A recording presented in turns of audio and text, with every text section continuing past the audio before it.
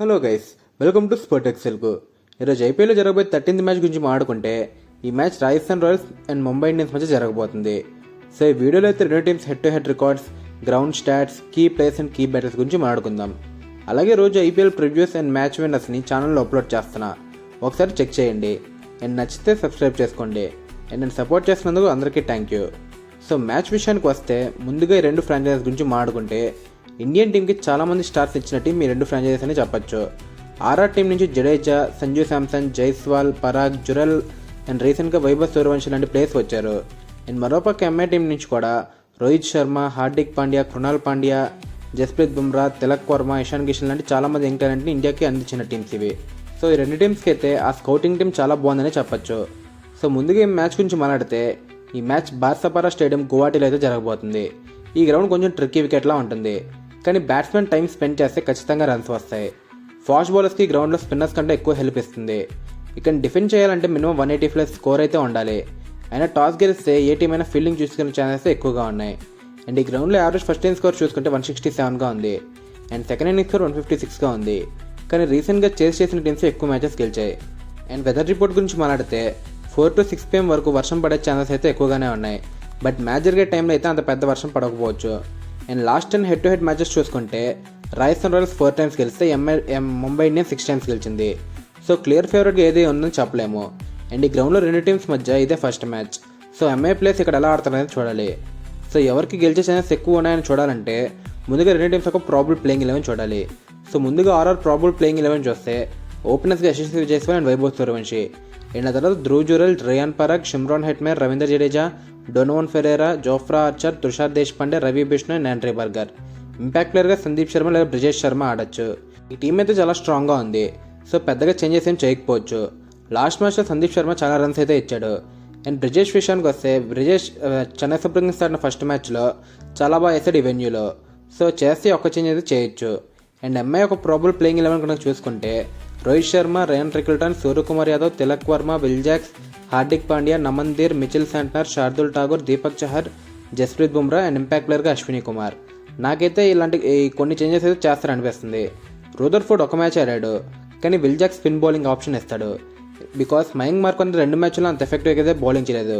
And చాలా expensive spells అయితే వేశాడు. అందుకే Santner plus Will Jacks spin option ఇవ్వచ్చు. అండ్ అశ్విని కుమార్ని ఇంపాక్ట్గా యూజ్ చేయొచ్చు. సో ఈ చేంజెస్ చేస్తే బెటర్ అని నా ఒపీనియన్. సో రెండు టీమ్స్ అయితే బ్యాటింగ్ అండ్ బౌలింగ్ రెండింటిలో అయితే బ్యాలెన్స్డ్గా ఉన్నాయి. సో ఈ మ్యాచ్లో ఎవరు పర్ఫార్మెన్స్ ఎలా చేస్తారని చూడాలి.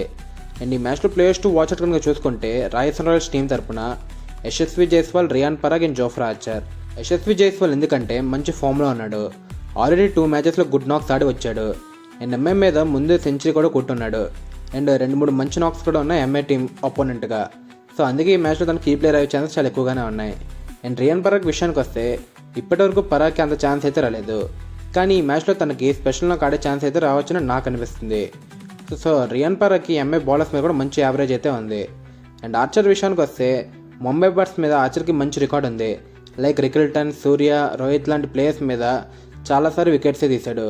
సో ఈ మ్యాచ్లో తను ఈ ముగ్గురులో 2 wickets అయితే తీసే అవకాశం చాలా ఎక్కువగా ఉన్నాయని చెప్తాను. సో అందుకే కీ ప్లేయర్ అయ్యే ఛాన్సెస్ చాలా ఎక్కువగా ఉన్నాయి. అండ్ ముంబై ఇండియన్స్ ప్లేయర్స్ విషయానికి వస్తే జస్ప్రీత్ బుమ్రా, తిలక్ వర్మ అండ్ దీపక్ చహర్. సో బుమ్రా గురించి సపరేట్గా చెప్పాల్సిన అవసరం అయితే లేదు. తన వికెట్ తీయకపోతే ఎంఐ బౌలింగ్ ఎంత వీక్గా ఉంటుందో లాస్ట్ మ్యాచ్లోనే చూసాం. సో బుమ్రాని ఈజీగా టార్గెట్ చేయడం చాలా కష్టం. సో తన స్పెల్ని సీ ఆఫ్ చేస్తారా బ్యాట్స్మెన్స్ లేదా తనకి వికెట్ సమర్పించుకుంటారనేది చూడాలి. అండ్ తిలక్ వర్మ విషయానికి వస్తే ఈ మ్యాచ్లో ఎంఐ టాప్ ఆర్డర్ ఫెయిల్ అయ్యే ఛాన్సెస్ చాలా ఎక్కువగానే నాకు అనిపిస్తుంది. సో అలా అయితే మిడిల్ ఆర్డర్లో తిలక్ చాలా ఇంపార్టెంట్ ఇన్నింగ్స్ ఆడగలడు. అందుకే ఈ మ్యాచ్లో తను కీ ప్లేయర్ అయ్యే ఛాన్సెస్ చాలా ఎక్కువగానే ఉన్నాయి. అండ్ దీపక్ చహర్ విషయానికి వస్తే న్యూ బాల్తో స్వింగ్ చేయగలడు. సో వైభవ్ సూర్యవంశీని ఎర్లీగా అవుట్ చేస్తే రాజస్థాన్ రాయల్స్ రన్ రేట్ చాలా వరకు కంట్రోల్ చేయొచ్చు. సో అందుకే ఎంఐ లైనప్లో కీ బౌలర్ అనే చెప్పొచ్చు ఈ మ్యాచ్లో. అండ్ ఈ మ్యాచ్లో కీ బ్యాటర్స్ కనుక చూసుకుంటే రాజస్థాన్ రాయల్స్ బ్యాటింగ్ చేస్తున్నప్పుడు వైభవ్ సూర్యవంశీ వస్తే దీపక్ చహర్. సో నేను ముందుగానే చెప్పాను. సో దీపక్ చహర్ అయితే 2 పక్కల బాల్ని స్వింగ్ చేయగలడు. అండ్ మరోపక్క వైభవ్ సూర్యవంశీ ఫుల్ అటాకింగ్ మోడ్లోనే ఆడతాడు. సో ఈ స్వింగ్ బౌలర్ వైభవ్ సూర్యవంశీని అవుట్ చేస్తాడా లేదా అనేది చూడాలి. సెకండ్ బ్యాట్లో వచ్చేసి యశస్వి జైస్వాల్ వర్సెస్ హార్దిక్ పాండ్యా. సో ఇది కూడా పవర్ ప్లేయర్ ఉండబోయే బ్యాట్లే. సో హార్దిక్ పాండ్యా పవర్ ప్లేలో అప్పుడప్పుడు మంచి స్పెల్స్ వస్తాడు అండ్ అప్పుడప్పుడు బాగా ఎక్స్పెన్సివ్ స్పెల్స్ వస్తాడు. సో ఈ మ్యాచ్లో ఎలా వస్తాడో చూడాలి. అండ్ మరోపక్క జైస్వాల్ అయితే మంచి నాక్స్ ఆడొస్తున్నాడు. సో తనైతే కాన్ఫిడెన్స్ క్యారీ ఫార్వర్డ్ చేస్తాడు. సో ఈ మ్యాచ్అప్లో ఎవరు విన్ అవుతారనేది చూడాలి. అండ్ థర్డ్ మ్యాచ్అప్ వచ్చేసి Riyan Parag versus Mitchell Santner. ఈ మ్యాచ్అప్ అయితే మిడిల్ ఓవర్స్లో ఉండబోతుంది. So Santner left arm spinner and Riyan Parag right hand batsmen. So left arm spinner versus right hand batsmen, ఇదైతే మంచి బ్యాటిల్ అనే చెప్పొచ్చు. సో పరాగ్ స్పిన్ కూడా బాగా ఆడతాడు. సో శాంట్నర్ అటాక్ చేస్తాడో శాంట్నర్ వికెట్ తీస్తాడని చూడాలి. అండ్ ఎంఐ టీం బ్యాటింగ్ చేసినప్పుడు కనుక చూసుకుంటే MI openers versus Archer. So నేను ముందుగానే చెప్పినట్టు ఎంఐ ఓపెనర్స్కి ఆర్చర్ మీద అంత రికార్డ్ లేదు. రోహిత్ శర్మ ఇప్పటికి 4 times అవుట్ అయితే రికల్టన్ కూడా 5 innings 4 times అవుతాడు. సో ఆర్చర్ మీద ఇద్దరికి అంత మంచి రికార్డ్ అయితే లేదు. So MI openers Archer spin ఎలా ఆడుతారనేది ఇంట్రెస్టింగ్గా ఉండబోతుంది. అండ్ సెకండ్ బ్యాట్లో వచ్చేసి Suryakumar Yadav versus Sandeep Sharma. So middle ఓవర్స్లో సందీప్ శర్మ స్లోవర్ బాల్స్ చాలా ఎఫెక్టివ్గా ఉంటాయి. అండ్ సూర్యకి బాల్ ఈజీగా బ్యాట్ మీదకి వస్తే తను ఈజీగా సుప్లా షాట్స్ అండ్ మంచి డ్రైవ్స్ అయితే ఆడగలడు. సో ఇలాంటి స్లో వికెట్స్ మీద సందీప్ శర్మ లాంటి స్లో కటర్స్ బౌలర్ని సూర్య ఎలా ఆడతారనేది చాలా ఇంట్రెస్టింగ్గా ఉండబోతుంది. అండ్ లేదా అవుట్ అయ్యే ఛాన్సెస్ కూడా చాలా ఎక్కువగా ఉన్నాయని చెప్పొచ్చు. అండ్ థర్డ్ బ్యాట్లో వచ్చేసి Hardik Pandya versus Ravindra Jadeja.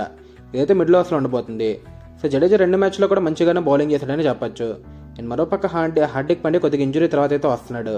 So already Jadeja బౌలింగ్లో హార్దిక్ 2 times అయితే అవుట్ అయ్యాడు 3 innings. సో ఈసారి ఎవరు గెలుస్తారనేది చూడాలి ఈ మ్యాచ్అప్లో. సో ఫైనల్గా ఎవరికి గెలిచే ఛాన్సెస్ ఎక్కువ ఉన్నాయంటే రాజస్థాన్ రాయల్స్ గెలవాలంటే ఓపెనర్స్ కొంచెం టైం స్పెండ్ చేసి అటాక్ చేస్తే బెటర్.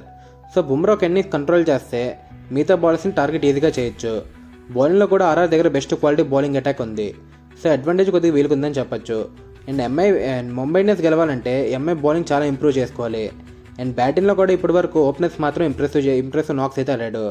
సో మిగతా వాళ్ళు మిడిల్ ఆర్డర్ అంత మంచి నాక్స్ అయితే ఆడలేదు. సో ఇదైతే కరెక్షన్ చేసుకోవాలి ఎంఐ టీం. ఫైనల్ ప్రెడిక్షన్ ఏంటంటే నా ప్రెడిక్షన్ అయితే రాజస్థాన్ రాయల్స్ ఈ మ్యాచ్ గెలుస్తుందని అనుకుంటున్నా. కానీ చేజింగ్ టీంకి స్లైట్ అడ్వాంటేజ్ అయితే ఉండొచ్చు. అది రాజస్థాన్ రాయల్స్ అయితే ఇంకా ప్యూర్ అడ్వాంటేజ్ అనే చెప్తా. ఒకవేళ ఎంఐ చేజింగ్ చేసినా కూడా నాకు కొంచెం డౌట్ అయితే ఉంది ఎంఐ మీద. సో మీకేమనిపిస్తుంది కమెంట్స్లో చెప్పండి. అండ్ అలాగే వీడియో నచ్చితే లైక్, షేర్ అండ్ సబ్స్క్రైబ్ చేసుకోండి.